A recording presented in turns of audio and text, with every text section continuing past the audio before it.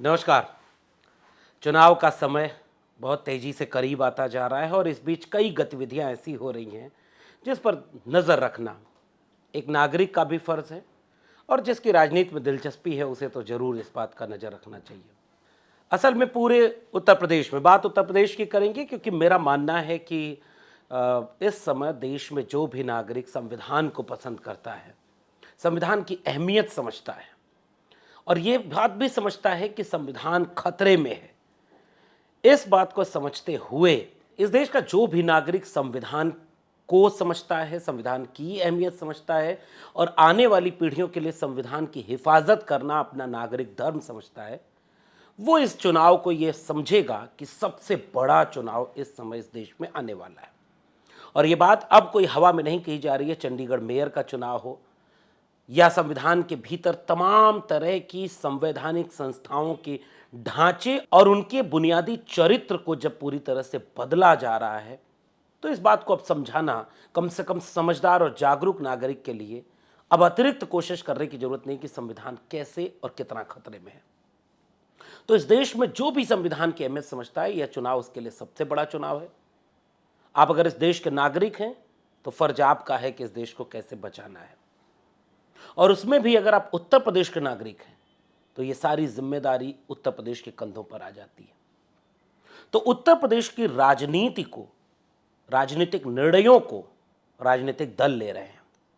मिसाल के तौर पर ओम प्रकाश राजभर मंत्री बन गए, दारा सिंह चौहान मंत्री बन गए, शपथ ग्रहण हो गया। योगी आदित्यनाथ और दिल्ली के बीच जो कश्मकश थी उसमें जीता कौन, विद्वानों में इस बात का मतभेद है। योगी आदित्यनाथ बहुत पसंद नहीं करते दारा सिंह चौहान और ओम प्रकाश राजभर को, लेकिन दिल्ली का दबाव है, मंत्री बनाना पड़ा। उन्होंने अंदर खाने ये बात सोच ली थी, फाइल देखने नहीं दूंगा। और मंत्री भी कब बने, मंत्रालय कौन सा मिला, उसमें अधिकारी कौन से हैं, वो कितनी इनकी बात सुनेंगे समझेंगे। और जैसे ही अभी ये मंत्री बन करके इस बात को समझेंगे, शपथ ग्रहण के बाद आचार संहिता लग जाएगी। तो दिल्ली जीता कि उसने मंत्री बनवा ही दिया, शपथ ग्रहण समारोह हो ही गया, लाख योगी आदित्यनाथ के दिल से चाहने के बिना भी। या योगी आदित्यनाथ जीते कि फाइल नहीं देखने दूंगा, और फाइल नहीं देखने दिया। ये उत्तर प्रदेश में हो रहा है। और इसलिए मैं कह रहा हूं, अगर आप उत्तर प्रदेश के नागरिक हैं तो ये चुनाव आपके लिए सबसे बड़ा है, क्योंकि रोकेगा कोई बीजेपी को तो उत्तर प्रदेश है। बिहार में, बिहार की राजनीति पूरी तरह से बदल चुकी है और बिहार में लड़ते हुए वहां विपक्षी दल दिख रहे हैं। उत्तर प्रदेश में ये जिम्मेदारी समाजवादी पार्टी के ऊपर है। समाजवादी पार्टी जो उत्तर प्रदेश का सबसे प्रमुख विपक्षी दल है, सबसे ज्यादा वोट परसेंटेज समाजवादी पार्टी के पास है, सबसे ज्यादा कमिटेड और लड़ता हुआ कैडर समाजवादी पार्टी के पास है। और अखिलेश यादव जी के पिछले कई महीनों के स्टैंड को देखिए, वो इस बात को बारीकी से समझ भी रहे हैं कि लड़ाई अब संविधान विरोधी और संविधान के समर्थकों के बीच है। लकीर खींचकर संविधान मंथन की बात उन्होंने पटना के गांधी मैदान से की। एक तरफ संविधान को बदलने वाले हैं, दूसरी तरफ संविधान को बचाने वाले हैं, यानी लड़ाई उत्तर प्रदेश में भी सीधे लकीर खींचकर लड़ी जा रही है। और उत्तर प्रदेश का सबसे बड़ा प्रमुख विपक्षी दल समाजवादी पार्टी इस बात को समझ चुका है और इसीलिए उसने पीडीए का नारा दिया। इसीलिए उसने वंचित शोषित लोगों को उनका हक दिलाने की, 90% लोगों को न्याय दिलाने की, जातिवार जनगणना की, मंडल कमीशन की, संविधान की बात अब पुख्ता तरीके से उठानी शुरू कर दी। बूथ मैनेज करना किसी पार्टी के लिए सबसे महत्वपूर्ण काम होता है और समाजवादी पार्टी ने पिछले दिनों अपने सारे फ्रंटल ऑर्गेनाइजेशन को लगाकर अपने बूथ को मजबूत किया है। और दूसरा काम, पीडीए समाजवादी चौपाल, गांव गांव में पीडीए को कैसे समझाया जाए, इसकी मुहिम समाजवादी पार्टी के लोग चला चुके हैं, अपने कैडर को चार्ज कर चुके हैं। और अब बहुत जल्दी आप देखेंगे कि उत्तर प्रदेश की सड़कों पर खुद अखिलेश यादव इस बात को ललकार करके कहते हुए जनता के बीच होंगे। दूसरी तरफ इस प्रमुख विपक्षी दल ने यह भी जिम्मेदारी निभाई कि गठबंधन करना आज के समय में कितना जरूरी है। तमाम विरोधियों की साजिशों के बावजूद उत्तर प्रदेश में इंडिया गठबंधन हुआ और आगरा में जिसे मोहब्बत की दुकान लेकर के चल रहे हैं राहुल गांधी जी, तो अखिलेश यादव जी ने आगरा में उस यात्रा में शामिल होकर के कहा कि ये तो शहरी मोहब्बत का है, यहाँ से जितनी मोहब्बत चाहे ले जाइए और पूरे देश में बांटते फिरिए। एक एकजुटता का पैगाम आया, जैसे बिहार में खुद ड्राइविंग सीट पर तेजस्वी यादव आए और एक एकजुटता का पैगाम आया, वैसे उत्तर प्रदेश में यह भूमिका अखिलेश यादव ने निभाई।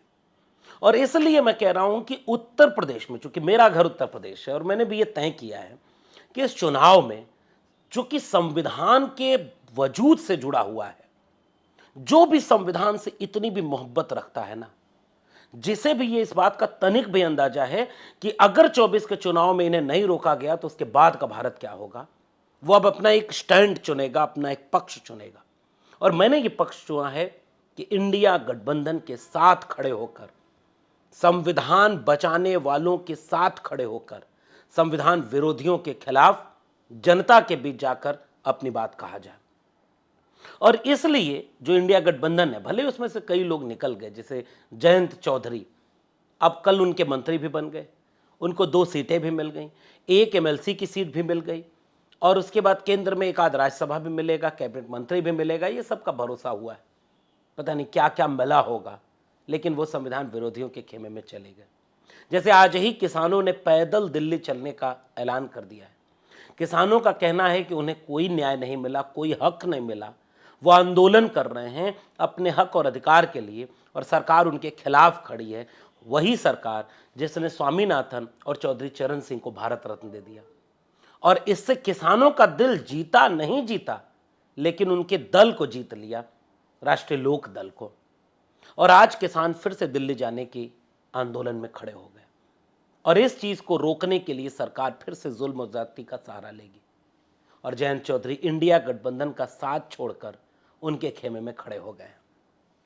यह उत्तर प्रदेश का इसलिए सबसे अहम और सबसे जरूरी चुनाव हो गया और इस चुनाव को कांग्रेस पार्टी, समाजवादी पार्टी, इनका अलायंस और भी तमाम दल जो इनके साथ हैं, इनके साथ मिलकर के पूरी ताकत और शिद्दत के साथ लड़ना होगा। इसका पैगाम आज के वक्त में उत्तर प्रदेश में दिया जा रहा है और इस लड़ाई में, आर या पार की लड़ाई में, अभी एक कसक रह गई है जो हम जैसे लोगों की बहुत बड़ी कसक है। जैसे पिछले दिनों लगातार ये चल रही है खबर फिर से कि क्या फिर से मायावती जी, जो बहुजन समाज पार्टी की राष्ट्रीय अध्यक्ष हैं, देश की कद्दावर नेता हैं, सम्मानित नेता हैं, मिशन और आंदोलन की नेता हैं, क्या वो भी इस तरफ आएंगी? क्या वो भी आचार संहिता लगने के बिल्कुल करीब इस बात की घोषणा कर देंगी क्या कि हम भी गठबंधन के साथ लड़ेंगे? और अगर ऐसा होता है तो उत्तर प्रदेश की लड़ाई बेहद दिलचस्प होने जा रही है। और मान लीजिए अगर ऐसा नहीं हो पाया, गठबंधन मायावती जी के साथ नहीं हो पाया, तो परिस्थितियां क्या बनेंगी? तब लोगों का ऐसा मानना है, मैं उत्तर प्रदेश में घूम रहा हूं इस समय, लोगों का यह मानना है कि दलित समाज, शेड्यूल्ड कास्ट कम्युनिटी के लोग, जो सबसे ज्यादा इस देश के संविधान को अपने दिल से लगाकर रखते हैं, उसकी हिफाजत में लड़ते हुए नजर आते हैं, सबसे ज्यादा उन्हें संविधान को बचाने की चिंता है, अपने वजूद और अधिकार को संविधान से हासिल किया है, इस बात को वो सबसे बेहतर तरीके से समझते हैं कि संविधान नहीं था तो वो क्या थे और जब संविधान मिला तो उनको क्या क्या मिला। वह दलित समाज, वह शेड्यूल्ड कास्ट कम्युनिटी एक बड़ी तादाद में संविधान विरोधियों को दिल्ली में फिर से चुनकर आने से रोकने के लिए कोशिश करेगी और उसमें एक नाम है चंद्रशेखर आजाद का। और अंदर खाने ये भी बात चल रही है कि उन्हें भी गठबंधन से कैसे जोड़ा जाए। लगातार इस पर मंथन चला। देखिए अंतिम निर्णय क्या होगा ये तो राजनेता बताएंगे कि उन्होंने अंतिम निर्णय क्या लिया, लेकिन इस पूरी कवायद में ये लड़ाई तब तक दिलचस्प नहीं होगी जब तक OBC community, scheduled caste community, minority के लोग, तमाम वंचित शोषित कमेरा किसान लोग, नौजवान लोग एक खेमे में, लकीर खींच कर कह रहा हूं, बाकी थोड़े बहुत मतभेद, अतीत की गलतियां, उनके लिए संविधान बचेगा ना तो बाद में हम आपस में लड़ लेंगे कि आपने ये गलत किया था, आप ये गलत करते हैं, आपने यहाँ हमारा साथ अन्याय किया, वहाँ किया। इससे आपस में घर की लड़ाई के लिए भी हम दोनों बचे रहें, इसलिए दोनों को एक साथ आकर के संविधान को बचाना है। जितने भी मतभेद हैं, चाहे वो ओबीसी कम्युनिटी में ईबीसी कम्युनिटी के बीच हो, अति पिछड़े समुदाय के लोग हों, जिनको ये कहा जा रहा है कि इन्होंने हक आपका नहीं दिया, आप हमारे साथ चले आइए। आप देखिए ना कि 6800 शिक्षक भर्ती के बच्चे लगातार आंदोलन कर रहे, उन्हें अभी तक न्याय नहीं मिला। तो वो जो मतभेद भीतर भीतर पैदा हुआ, जिसका फायदा बीजेपी हमेशा उठाती रही, उस मतभेद को भुलाकर एकजुट होने का वक्त है। दलित समाज और ओबीसी समाज के भीतर जो झगड़े लगाए गए हैं या जो झगड़े हैं थोड़े बहुत, देखिए दो तरह से विमर्श चलता है। कुछ लोग आएंगे जो कहेंगे कि दलितों का शोषण सबसे ज्यादा ओबीसी ने किया, और ये बात कौन कहेगा? ये बात वो कहेगा जो ओबीसी और दलित को एक नहीं होने देना चाहता। पहचानिएगा वो कौन है, क्योंकि झगड़े तो दलित समाज के भीतर है। एक जाति को दूसरे जाति से लड़ा दो, एक कम्युनिटी को दूसरे कम्युनिटी से लड़ा दो, और उनके बीच जो जुड़ने के रास्ते हैं, जुड़ने की बातें, उस पर कभी बात ही मत करो कि ओबीसी समाज दलित समाज दोनों करीब भी कितने आए हैं, करीब आ रहे हैं, भले ही उनका प्रतिशत कम हो, लेकिन उस पर कभी किसी ने तारीफ नहीं की। और थोड़ी भी कहीं गुंजाइश इस बात की बन गई कि टकराव दिखाना है, तो उसको इतना प्रचारित किया जाए कि दोनों परंपरागत दुश्मन नजर आए। इस चीज को अगर उत्तर प्रदेश की राजनीति और यहाँ के समाज ने समझ लिया तो उत्तर प्रदेश का चुनाव बेहद दिलचस्प होने वाला है। आप भी एक बार नीचे कमेंट बॉक्स में बताइएगा जरूर कि आपको क्या लगता है इस अगले 50 दिन के चुनाव को कैसे लड़ा जाना चाहिए। ये अगले 50 दिन, कल्पना करिए, आदरणीय लालू जी ने जब वहां खड़े होकर एक बहुत महत्वपूर्ण वाक्य बोला कि नरेंद्र मोदी हिंदू की राजनीति करता है, और नरेंद्र मोदी उनकी अपनी शैली, चूंकि सीनियर है इसलिए वो करता है बोल रहे हैं, मैं पूरे सम्मान के साथ, राजनीति में लड़ाई हमारी व्यक्तिगत है ही नहीं, नरेंद्र मोदी से हमारी कोई लड़ाई नहीं, हमारी तो लड़ाई विचारधारा की है कि वो जिस विचार का भारत बनाना चाहते हैं वो भारत नहीं चाहिए। तो जब आदरणीय लालू जी ने नरेंद्र मोदी जी के लिए कहा कि ये कैसा हिंदू, इसने तो हिंदू धर्म के जो बुनियादी संस्कार हैं वो नहीं निभाए, माँ के गुजरने पर, पिता के गुजरने पर मुंडन उंडन कराते हैं। बहुत सारे लोग नहीं कराते, कुछ लोगों की तो इस बात के लिए लड़ाई है कि हम इस चीज को नहीं मानते, हम इसे पाखंड मानते हैं, अंधविश्वास मानते हैं, लेकिन नरेंद्र मोदी वाला हिंदू तो इसे अपना संस्कार मानता है। तो फिर उन्होंने क्यों मुंडन नहीं करा?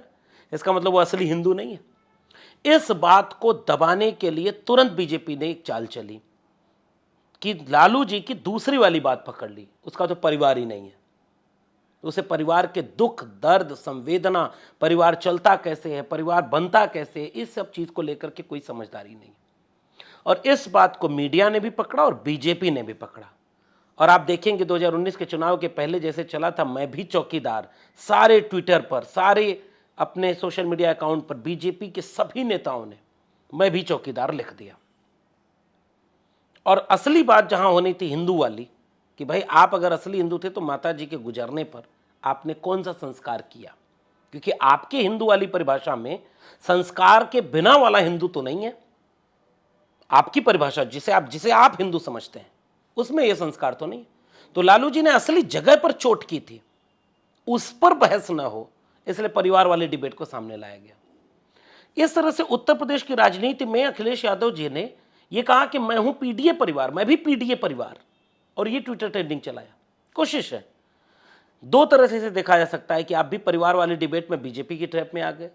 तो समाजवादी पार्टी के लोगों का कहना है कि नहीं, पीडीए हमारा विचार है, हमें जब मौका मिलेगा अपने विचार को जिस भी रूप में होगा लोगों तक ले जाएंगे, और इस बात को लोगों को समझाएंगे कि पीडीए कैसे एनडीए को हराएगा। और आप कल्पना करिए कि अब तक समाजवादी पार्टी ने जितना टिकट वितरण किया है, उस टिकट वितरण को देखिए, आपको नजर आएगा कि पीडीए की लड़ाई अब केवल बातों और भाषणों में नहीं है, केवल प्रेस कॉन्फ्रेंस में नहीं है, वो व्यवहार में सामने दिख रही है। इसलिए उत्तर प्रदेश की राजनीति बेहद दिलचस्प होती जा रही है। आने वाले 2-4 दिनों में जैसे ही गठबंधन का कोई नई समीकरण ऐड होता है तो वो इस पूरी लड़ाई को कितना मजबूत कर लेगा। बिहार ने एक ताकत दे दी, हिम्मत दे दी, और यहां मेरी अपील उन तमाम उत्तर प्रदेश के लोगों से है। अब हम चुनाव में मिलेंगे, मैं भी आपको किसी गठबंधन की रैली में अगर दिख जाऊं तो अप्रत्याशित न लगे आपको, क्योंकि अब घर में बैठने का वक्त नहीं है। हमने अपनी नौकरी दांव पर लगाई, हमने अपना करियर दांव पर लगाया, अपनी जान दांव पर लगाई, इसलिए कि कि जब असली इम्तिहान सामने है चुनाव का, कि इस चुनाव से यह तय होना है कि इस देश में संविधान कितना बचेगा या नहीं बचेगा, उस समय मेरी जिम्मेदारी है कि मैं खुल करके संविधान विरोधी ताकतों से खड़े होकर टकराऊं और अपनी जो अब तक की पूंजी है, अब तक आपका जो प्रेम मिला, सम्मान मिला, इसको निभाने की कोशिश करते हुए और 2 कदम आगे बढ़कर जोखिम लिया जाए। और इसमें हमें कोई गुरेज नहीं कि किसी राजनीतिक दल के मंच पर, लेकिन मेरा एक स्वप्न जरूर रहेगा कि वो मंच इतना बहुरंगी हो कि उसमें हर कम्युनिटी, हर तरह के लोग खड़े होकर एक साथ हाथ में हाथ मिलाकर संविधान विरोधियों से टकरा जाएं। बहुरंगी हो वो मंच, समावेशी हो वो मंच, और धीरे धीरे वो मंच तैयार हो रहा है। और हम अब जनता के बीच जाकर के उस पीडीए की लड़ाई के साथ, 90% वंचित शोषित की लड़ाई के साथ, इस लड़ाई को मजबूत देने की कोशिश करेंगे। क्योंकि पीडीए कैसा है उसमें 2-4 आलोचनाएं आप भी कर लेंगे। राजनीतिक फैसले कभी भी ऐसे नहीं होते कि जिसमें सब लोग खुश हो जाएं, लेकिन न्यूनतम सहमति पर, अधिकतम एकता के वक्त मैंने न्यूनतम सहमति पर इस चीज को चुना है कि अब इस बात को सीधे लड़ने के साथ भी खड़े होकर के बात को किया जाए। तो आपको चैनल पर विश्लेषण भी मिलेंगे, बातचीत भी मिलेगी, और जनता के बीच जब हम जाएंगे तो उससे सीधे सीधे आपका परिचय भी कराएंगे। आपकी बातचीत कैसी लगी नीचे कमेंट बॉक्स में जरूर बताइएगा। फिर मिलेंगे किसी और टिप्पणी के साथ, तब तक के लिए बहुत बहुत धन्यवाद।